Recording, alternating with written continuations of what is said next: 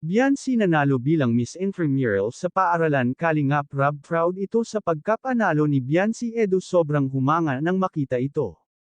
Bago ko ipagpatuloy ang maiksing reaction video na ito, hiling ko lang na tapusin ang panunood nito para malaman ang nilalaman nito, at kung bago ka pa lang sa munting channel na ito, paki-subscribe para lagi kang updated sa video ng mga Kalingap.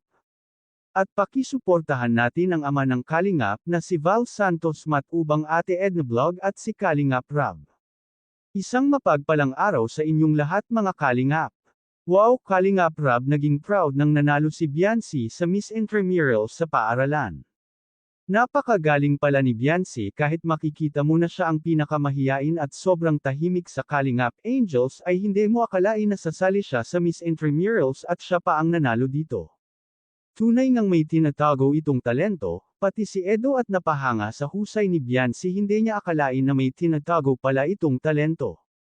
Pwede nga itong kunin na model ng ALM dahil sa husay nitong mag-pose. Hindi rin naman akalain ni Biancy na mananalo ito sa paaralan, kahit ito ay nagulat sa pagkapanalo niya.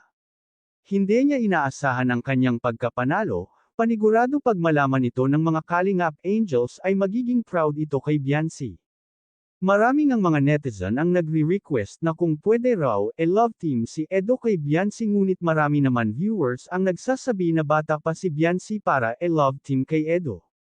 Sinabi naman ni Kalingap Rab na kaya lang naman na love team si Edo sa unang benepisyares dahil may inamin si Edo na crush niya ang benepisyares na iyon.